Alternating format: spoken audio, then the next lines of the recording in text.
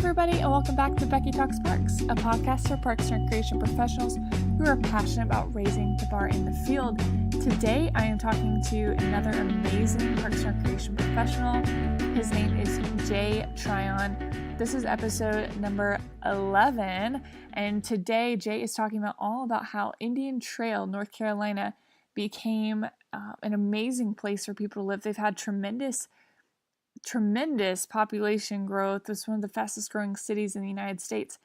And they have this great new recreation department. And so as a director, he came in a few years ago in late 2013 and was this director. He basically had to start from scratch. And so for anyone who's interested in maybe how to start their parks and recreation department, or someone who's just coming in brand new to the job, this is going to be an episode that you have to listen to all the way. We talk about so much here.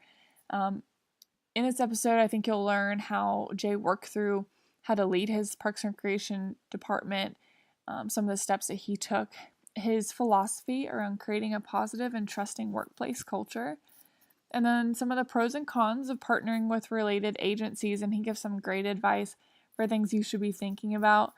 And then he also talks about some advice for young professionals who are looking for a career in the field. Jay is truly raising the bar, and he, in every word that he says, you can just tell that he's passionate about it, and it's all about community. So I'll let him speak for himself, but in my eyes, I really feel like Jay is raising the bar by trusting his team and their decision making and their ability to get the job done. And to me, that is what makes Jay different, because not enough people are trusting of the people that work for them. And that goes such a long way. And if you've ever been an employee, if you've ever had a boss, you know how much that makes a difference when your boss actually trusts you to do your job. The second thing is that Jay invests in personal development for his team. So you'll hear him talk about all the different opportunities that his staff have had to go through formal training through NRPA and other agencies. And that says a lot about his commitment to making sure that all of his staff are well trained and prepared and confident in their jobs. And then Jay also talks about how to take a unique and engaging approach to communicating different messages with his audience, because if you think about starting a new department from scratch, there's going to be a lot of people who don't even know you're there. And even for agencies that have been established for so long, I constantly hear people saying, well, I just didn't know what was available. And there's an NRPA survey out recently that was talking about how one main reason why people don't participate in programs is because there's a lack of awareness around what is being offered. And so knowing that, Jay really invested in creating this really dynamic communication strategy. And so he reached out to another great person I'm going to talk to in a few weeks, Katie Keller, and she's just done an amazing job in marketing and using social media and sending out recreation guides. And just, if you have a chance, log into Facebook and check out their Facebook presence and what they're doing, because they're being so creative and taking this new, unique, innovative approach to communicating. And I think it's always great too for a government agency to be communicating like that. It's always a little bit unique, just to see how different agencies are doing it, and they are rocking it. So anyways, without further ado, definitely we're going to get into this conversation right now. If you like it, please share it. I love these conversations with parks and recreation professionals, and I know that our community is so great and so wonderful, but let's make sure that this episode and others get out to the people and the young professionals who need it. Thanks again. Hope you enjoy it, and I'll be back next Tuesday with another interview. Thanks so much.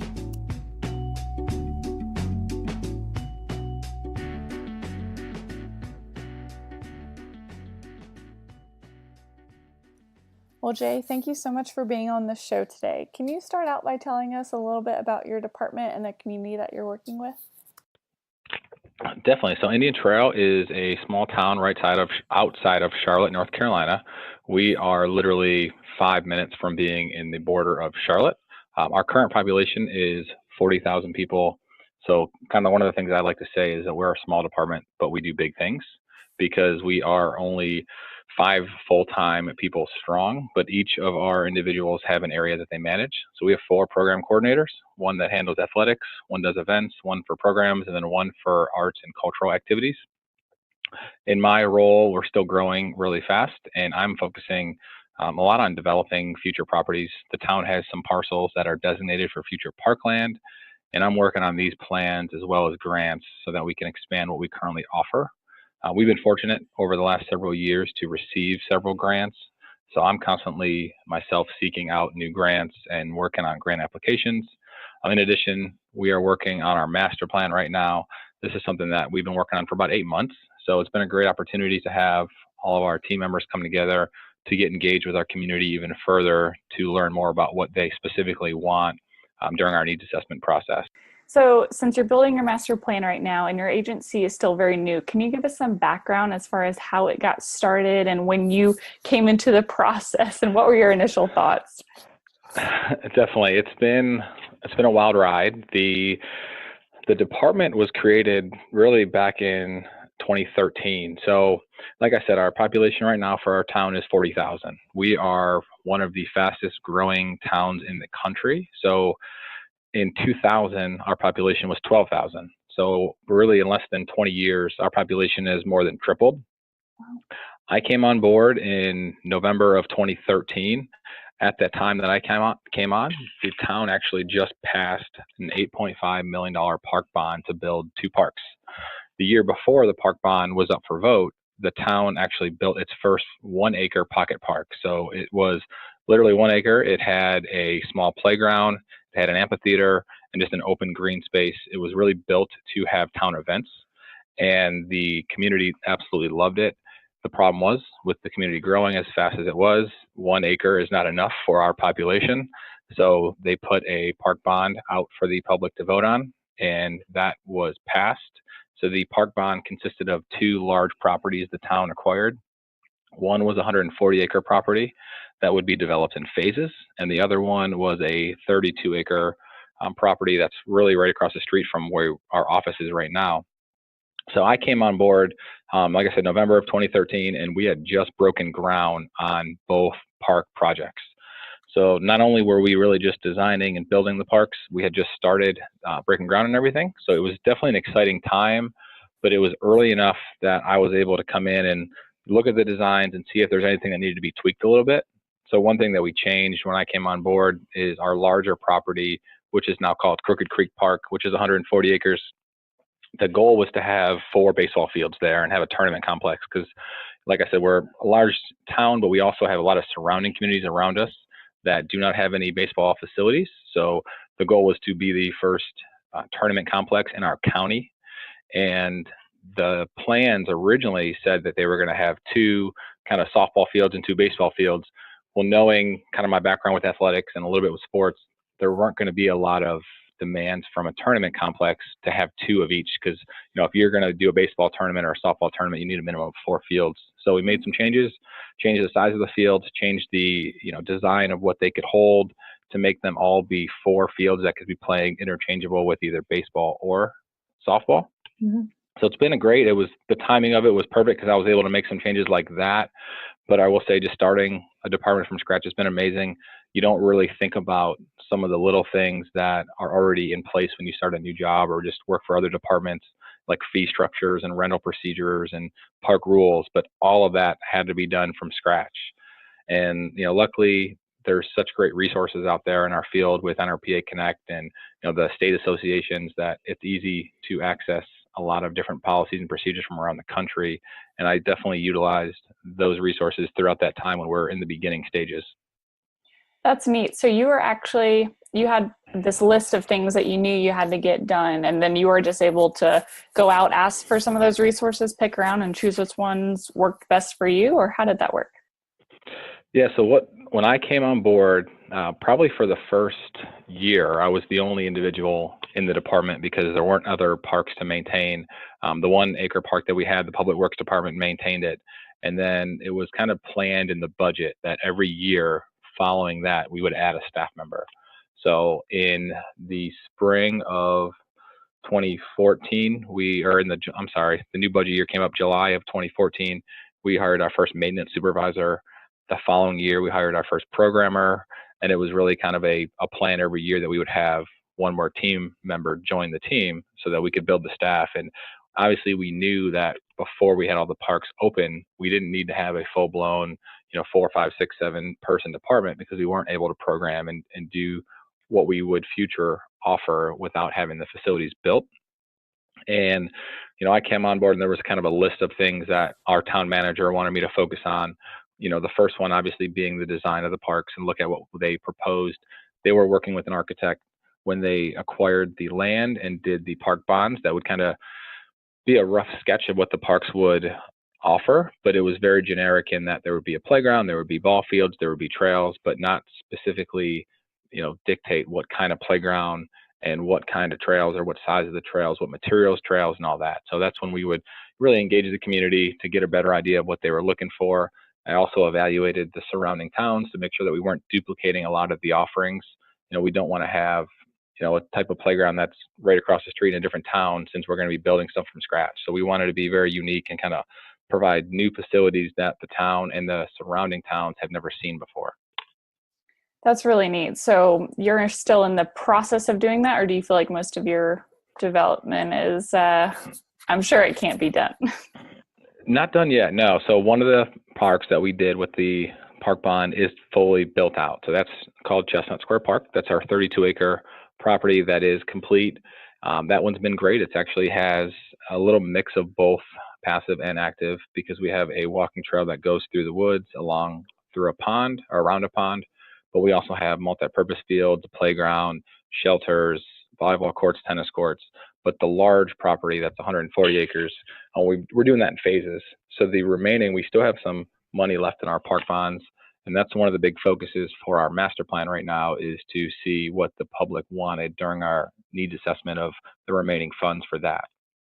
So it's been exciting to, finish what we've done so far, but then also with knowing what we've completed and having such interaction with the public, what would they like to see for the next phase? Because everyone knows that we do have more land out there, and we also have more funds remaining in the park bonds. Right. Interesting. All right. So let's talk about how your team, because obviously you can't do it alone. And so can you talk about how you started to hire your team? And also I'm curious about what kind of values you're trying to bring, especially since it's such a small team. I'm sure you have to be very intentional about the kind of the workplace culture you're creating. Definitely. And that's probably one of the most unique, but also special things about building a new department is that I was extremely fortunate that I was kind of able to handpick the team because, obviously if you're a, new manager that comes into a department, you have staff that have been there for years or at least, been there for some time. And in our situation, it was a little different because we were able to kind of go out, market these positions, and then handpick who wanted to be in each role. There's kind of, I would say, 3 different philosophies that I've kind of instilled or believe in when it comes to leadership. One thing is to trust your staff. So I just think that being able to go through that process of hiring, taking the time, it's definitely not a simple task to find the right people. So it was, a lengthy process for several positions in that it's more than just interviewing. It's kind of, we did questionnaires and we wanted to kind of see how they thought on their feet, but also put them in scenarios that, knowing that we are a younger department and a newer department, there's going to be a lot of stepping stones because we need to build the culture from scratch as opposed to someone that comes in and kind of can just lead from already knowing what's been done. I think by trusting your staff, you hire them to do a job. If you trust them to do it, they will thank you later. I think it's really important to show that you trust their abilities to get their jobs done and also their decision making. Any mistake or bump that they make along the road, it's a growing experience. So it's nothing that we can ever fault them on because they're going to get better from that and they're going to learn from that. And hopefully in the future, that same mistake would not happen again. So I don't think personally with our staff and with our team that we have, there's really no such thing as failures because we're constantly learning and growing every day. as a team, but also as an individual that's in a position to help the community. So we'll make a decision off what we think is the best situation. If it's the wrong situation or wrong decision, we'll grow from that, and it'll make better decisions in the future. I think one other thing, one of my philosophies, it's really important to provide the resources for your team. So we talk a lot about in our profession, cutting funding and losing resources in regards to funding, but there's so many more resources out there outside of just money and funding resources to focus on. We all the time have discussions that there are so many other departments that are out there that have gone through, growth that we have, so we can reach out to those, use them as resources, reach out to other staff and mentors, partnerships, contractors that can assist with programs.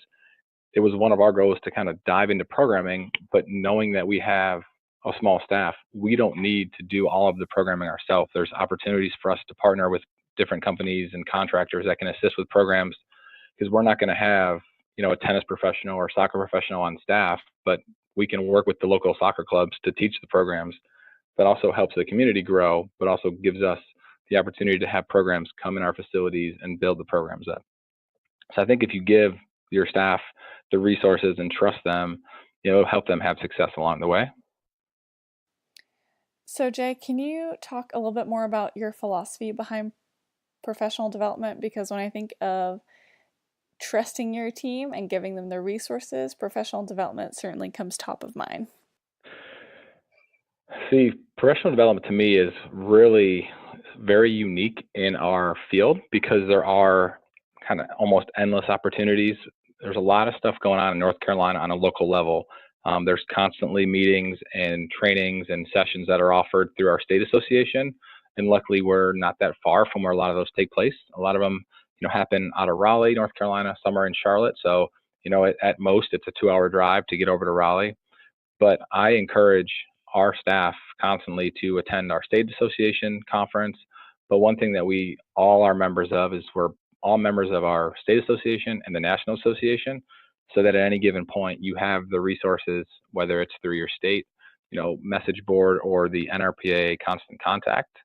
I've also been involved with several of the NRPA networks, like the Young Professional Network and the Leadership Development Network, and I encourage all of our staff to get involved with those, just to have that extra resource to be able to call on folks and just hear other stories and other, success stories that are going throughout the country in other departments. But we've been fortunate too that we've been able to send a lot of our staff to not just conferences, but some of the NRPA schools. And that is something that I kind of pushed from the beginning to our town manager, the importance of training staff and giving them the experience at an early level so that they can make all of the, confident decisions throughout their career. So our maintenance supervisor went to maintenance school at Ogilvy through NRPA. Katie Keller, who's our programmer, she went to supervisory management school. Hayden, who handles all of our special events, he had his first year this past January at the special events school. And I attended director school several years ago, so I can actually attest firsthand for the success that comes from those programs and what you gain from that. So I've been trying to push that onto our town manager and elected officials as much as I can to show, what you can get from that. Because when you're in a room for 5 days with 100 professionals from around the country, you will gain and learn more from that than you could from anything else, because there's so many people that have gone through similar things or have same questions, and being able to learn from professionals from all over the country is absolutely incredible. And then you can reconnect with those people on a regular basis. So there's just so many different avenues of professional development throughout the country, whether it's networks and whether it's mentor programs. I mean, there's a mentor program that goes on every year that's excellent through the academy. And I encourage all of our folks to get involved with that, whether you want to be a mentor or a mentee. I mean, there's benefits on both sides of that.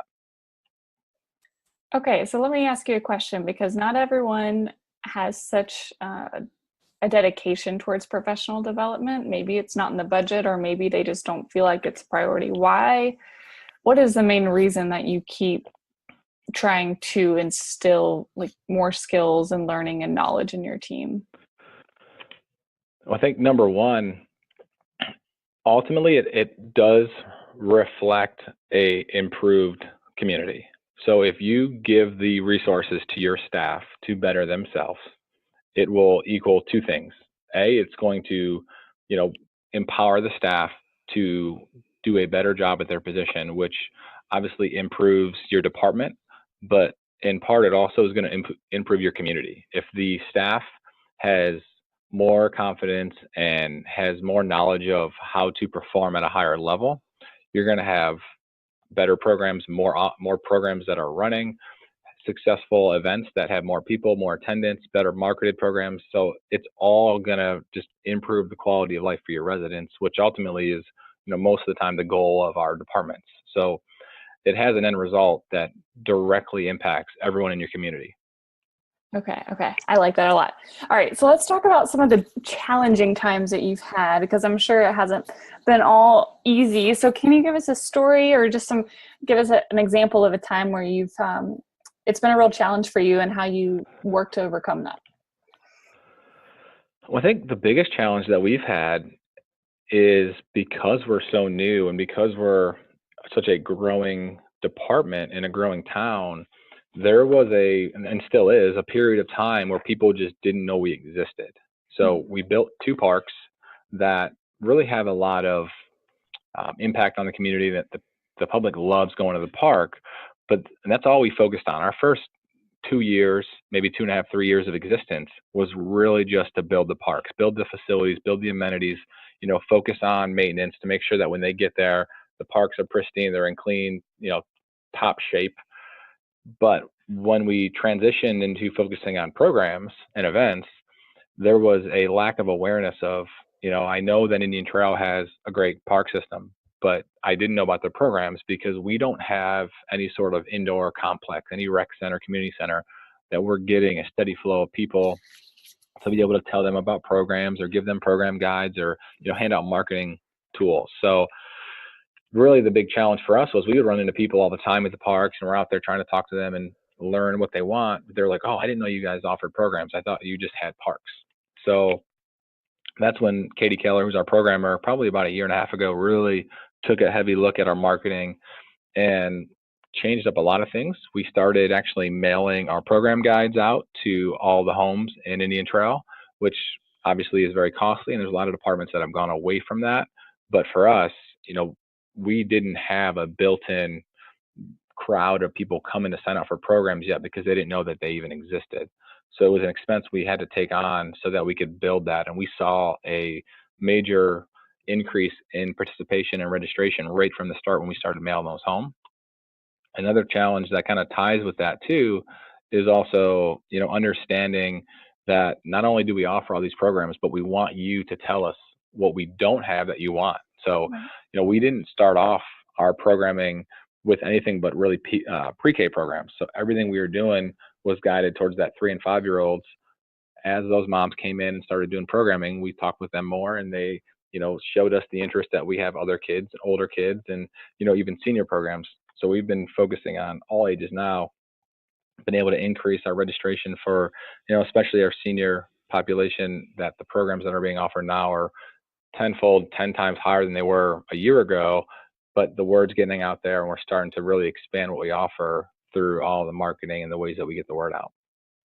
That's awesome. And I can tell you that Katie does an awesome job, I'm sure, at the Recreation Guide, but also with social media. I mean, I don't even know how she posts so much. Like, I feel like I know exactly what you guys are up to. Yeah, and that's what's great is, obviously there's so many different ways that you can market, and we've been trying to kind of run the analytics of what's worked the best. So there's social media, there's our in-print that we do, that's just flyers that go out to different schools. We use our local paper, we do the program guides, every about twice a year. But social media, the growth that we've had on there has been incredible. Definitely kudos goes to Katie on that. She's done a great job growing that. One of the things with that is we've tried to be very unique with it and not just post, pictures of a program or an event, but kind of get the public engaged. So, holding contests on there, and even just doing silly things like the would you rather on Wednesdays, and having them answer a poll question on would you rather have, donuts or coffee on a morning day. And it's just getting them engaged so that they constantly see it and it's in their mind that we have a lot of stuff going on.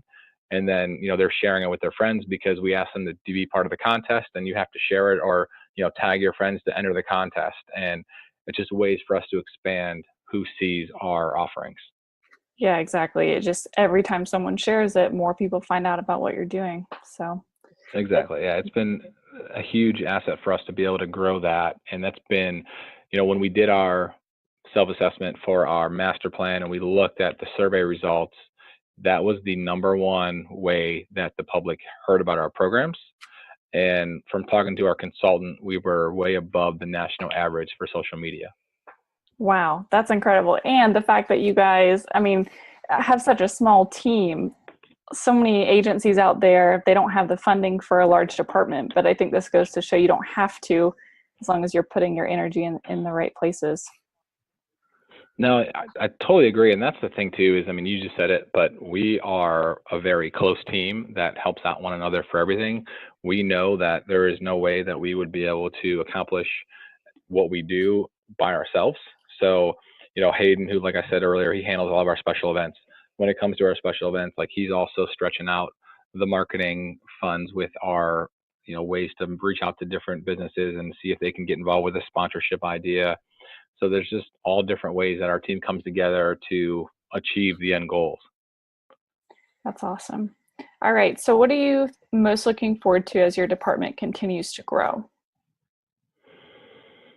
Well, we have one more full-time position in our new budget that is hopefully going to get approved by council tonight. We have a budget meeting tonight. All right. The one thing with that, yes, I've got my fingers crossed, and hopefully it gets voted on tonight and in a positive way. But like I just said a minute ago, we do all wear different hats, and we're all helping each other out, and we're all at events and just doing different things and making sure that they run as smooth as possible and just out there improving everything.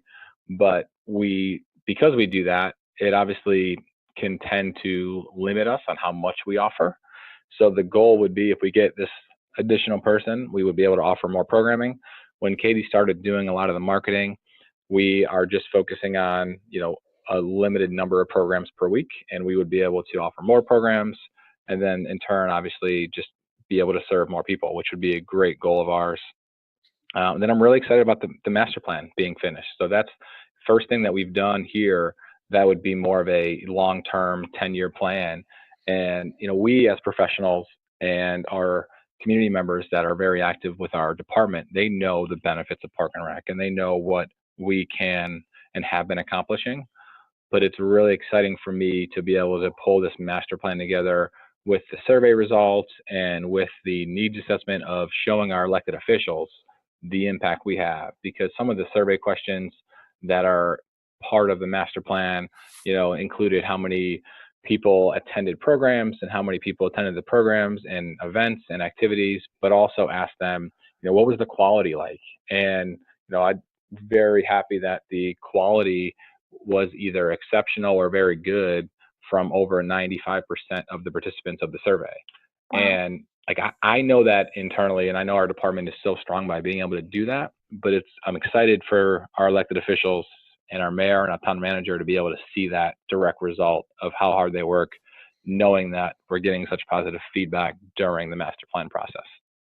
That's huge too. I'm sure so much of your staff is proud of the impact that they're having. A lot of times that can't be measured, and so to have something that shows that support is huge. They are. I mean, we had an event. Our biggest event of the year was last Saturday, and we call it's Family Fun Day. And one thing that we kind of do a little bit different here for that event than some of the surrounding towns is we try to offer almost everything for free. So we bring in carnival rides, we have live music, we have a magician, we had a hypnotist there, we have just different attractions, but it's free. So the kids can come out, they can ride the rides, they don't have to worry about any cost. And the amount of people that came to that event was absolutely incredible. But also all of the council that came, our elected officials that came, they absolutely loved it. And it was able to show them, the direct impact that the community is having with our events. And then in return, the feedback from the Facebook post and, the emails that we were getting from parents after. So it's not just a matter of, seeing it there, but it's also, a couple of days later and just seeing the impact and sharing that with all the staff is amazing. Because when you have an event that has, over 100 vendors and you have, almost 7,000 to 8,000 people there, there's a lot of work that goes into it. and you're running ragged all day, but then when you're still getting the results and you're still getting feedback a week later and hearing how positive it was, it's something special. Oh, absolutely. So that brings me to the next question. And what is your motivation for working in the field of Parks and Recreation? It really just ties into what I was just saying about just getting that feedback. So, I mean, I love what I do. There's absolutely no better profession in this world than working in public park and recreation. And I would say, one of the things that motivates me every day is I try to get out to our parks as much as I can. I try to just, even if it's a 15-minute walk through the park, just to see the people and see the impact. And you don't have to stop and talk to anybody. You can just walk through the park and see the kids swinging on the swings and the parents pushing them and the parents laughing, the kids running and giggling and just smiling and having a good time, because that's, you did that. Like, that is the impact that you have. It doesn't have to be a conversation with the people. You can just see it in their face, and it's truly an amazing feeling to be able to see that day in and day out, the public enjoying the parks. I love reading the reviews that we get from program evaluations and seeing the feedback that the impact that we have through programs and events. We have, like I said earlier, we're growing our senior population. And, we've had seniors come to our staff and say, you guys in this program, because we have weekly programs that meet every day, and that is the reason why they leave their house every day. They just look forward to that. They've built relationships and had friendships through our programs that now they hang out every single day together. And prior to our program, they didn't know one another. I went through the park this morning, and there literally was 3 participants in our senior program on Wednesdays that was at the park together. They were just walking the trail, but 6 months ago, they didn't know each other. So now, outside of our program, they hang out on the weekends, they hang out in the evenings, they go out to dinner together, and they're building these friendships that would never have happened if we didn't offer the programs. And that truly is the motivation that kind of just pushes me, and I think all of our staff, because we talk about the impact we have a lot on our community and also surrounding community. So it's really just easy to always push forward when you know that there are just hundreds and thousands of people that are coming and looking forward to coming to your facilities and programs every day. Absolutely. I think it helps too that you're actually talking about those accomplishments and the impact that you're having, because I think recognizing those small moments and those small wins and maybe those big wins too, like from your last event, that's important too. Like, people want to know that they're making an impact, but I feel like sometimes we're so busy that it can be hard to remember to take a moment and appreciate the work that you're doing. Absolutely. And that's been a big part of the master plan too, is just like getting more of that feedback, because it's tough to get feedback sometimes. And it's also, a lot of the times when you get feedback or you get a contact with a community member, it may not always be positive. You get the phone call that, the bathrooms are dirty, or the lights weren't turned on, or there's something wrong with a rental, or the shelter was, not in our name when there was other people there. But we've been fortunate that we always kind of reply to that and want to get more feedback, so that there is, it's not always going to be perfect, but the feedback we get that's negative, we need to fix that so that the next time it's positive. But especially with the events and getting out there and being active with it, we're just trying to work with as many, also community members that we can get their local businesses involved, which then grows their business, but also brings more participation to the event. So we do a lot of work with just local businesses or community partnerships that kind of, intertwines the community and brings everyone together. All right. So what's your philosophy on partnerships and naming rights, if you don't mind me asking? Definitely. So the partnership side of things, we are a small team, and I encourage our staff constantly to, see if there's other organizations that are out there that offer a product that we can't currently offer. So an example of that would be, we have 2 athletic associations in town, and they have been in town for years. They've 50 years or maybe longer, and it does not make much sense for us to duplicate their services. So, we're not going to build youth soccer leagues when you have 2 associations in the town of Indian Trail that are doing that really well, and they've been doing it for years. So instead of trying to offer and duplicate that, we kind of work with them to provide the facility for them, but then we also in turn, there are things that they don't do that we can work with them and they can help us with. So teaching lessons, we are focusing more on the younger age group that they don't have any programs for. So we may partner with a local soccer organization to teach 3 to 5-year-old soccer because they don't currently run that. They just do the more league play. And then the same thing with, there's fitness programs, there's tennis associates in the area that, we're not going to have a tennis club in Indian Trail, but we do have lessons that are offered. So we partner with these companies that are more well known. So they may already have clientele that are coming to them for these programs that live in Indian Trail.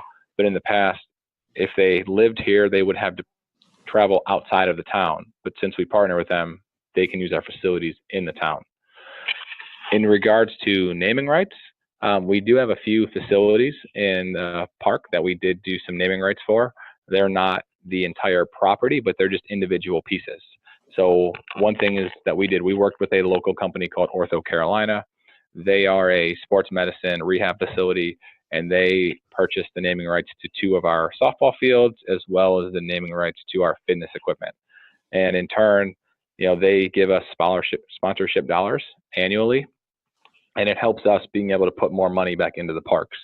So it's, we have a sponsorship program in place that is very detailed in kind of who we would seek out, but we want obviously as much involvement with the community as possible. In addition to the naming rights to those facilities, we partner with them and they come out to events, set up a table and tent just to kind of educate the public on what they offer. And there may be folks that heard about the tent being set up through that company that didn't know about the program or the event. So that's why they came, because they came to be a part of the Ortho Carolina function, but then they in turn learn about what we offer. So for me, it's really a win-win for both parties, because we're able to expand our offering and they're able to, potentially bring more clients to their organization. Yeah, it sounds like there's some pretty positive impacts from that, but are there any cons that you're aware of, and like what have been some of the downfalls of working and partnering? Well, I think one of the partners that we have had so far that might have been somewhat of a negative would just be the confusion of ultimately kind of who's in control or who runs the program or who is overseeing everything. When you have a organization that's going to run the program, but it's facilitated through Parks and Rec because they register with us and they still have to fill out the paperwork with us, you obviously have to be very diligent in seeking out someone that you can trust, because you don't want the public to have a negative experience and not have any control of that because you're not the one actually running the program. So it's really more for us doing our homework and getting references and understanding that, even though we're not running the program, we may need to be out there for the first couple of programs just to see how it's ran and make sure it's run smoothly and kind of up to our standard, as opposed to just letting someone run wild with it and not be involved in any way. I gotcha. Okay. All right. So I want to talk about one other thing before we get to my favorite question of the day about raising the bar. But for a lot of professionals, or maybe even students who are just getting into the field and they're interested in pursuing a career, what advice would you give them? I think the biggest piece of advice is to get involved as early as possible, because the job market's tough, but it's not too tough that you won't get anything. But there are so many opportunities, even while you're in school, to get involved, and whether it's volunteering with a local department or a local rec center to just part-time jobs. I mean, when I was in college, I worked part-time at the local community center, and one of my jobs was refereeing their dodgeball league. And that was in 2003 and 2004, but I don't forget that. It was my first true interaction working at a rec center, community center, and, kind of still like ignited that passion for working with kids, working with people. And the more that you can do that, you can kind of, you get experience, which you really, in my opinion, you need to have when you're entering the field, or it helps you with the job market. But B, you can hone in on where you want to be. There are so many different areas of Park and Rec, and being able to just kind of either volunteer or get some experience somewhere, you can kind of learn what you want to do. One thing I love to tell people too is, You may not know exactly what you want to do, so try different positions. I spent my first 2 years of my career at a rec center, and then I spent the following 5 years after that doing special events. And then I spent a year after that doing athletics. So I felt like I was very well rounded in different areas of park and rec. Mm-hmm. And there was areas that I felt more comfortable than others and that I really excelled at better than others. But it's getting your feet wet in all those areas is really helpful long term to figure out where you want to be and also what's the best fit for your growth and your profession. Right. Okay. Good advice for sure. All right, let's talk about what does it mean to you to raise the bar in the field of parks and recreation? Raising the bar is one thing that we do in Indian Trail because we are providing something that nobody else offers. So there are obviously departments all over the country that do great things, and I and all of our team members learn a lot from a lot of different departments. But what really embodies like raising the bar for me is just providing something that no one else does. And that is not just, specifically to a program or a facility or anything like that. It's really that philosophy of just raising the bar so that everyone else that does it, you're going to come back to us. So it starts with customer service, down to the marketing, to the programs, to the facilities. But, we as a department, we strive to be like that trend setting department that transforms lives. We're providing services that this town has never seen before, both concrete facilities, but also from offerings. So we're the only department within 30 to 40 minutes away from here that has a tournament complex, an ADA playground, a splash pad, fitness equipment that's outdoors in the park, many other things. We're always trying to be those trendsetters that you're going to come to us and you're going to be wowed by it. And then you're going to want to come back because you just fell in love with it. So we're always looking at those new features that can be put in a park or new in a program. When we built our Crooked Creek Park playground, we were the very first department in the country to have the expression swing because it literally was coming out to the market right when the playground was built, and game time put one in our playground. We were also the first department in the state to have a zip line at the playground. So that's one thing that we do really good at, is just trying to do unique things and provide stuff that no one else has. So I would say that raising the bar, it's kind of our approach to everything we offer when it comes to programs or facilities. And it's an attitude that we have with our team, that we are always raising the bar with the way that we also, use our marketing as a unique, catchy, grab your attention, get you involved. So it's something that we embody with everything we do here, for sure, in Indian Trail. Wow, that's so exciting. I can't wait to follow along even more and see where your department takes off. And I'm certainly going to be in touch with Katie, I think, in a couple weeks to have her perspective on things too. But I think you guys are doing awesome work, and I so appreciate your time today and just setting the example too for every other department around the country.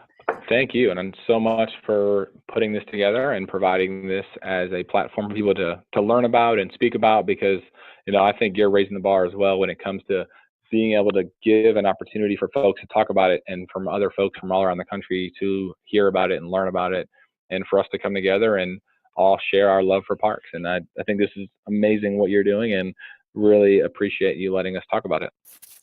All right, you guys, I hope you so enjoyed this episode as much as I did.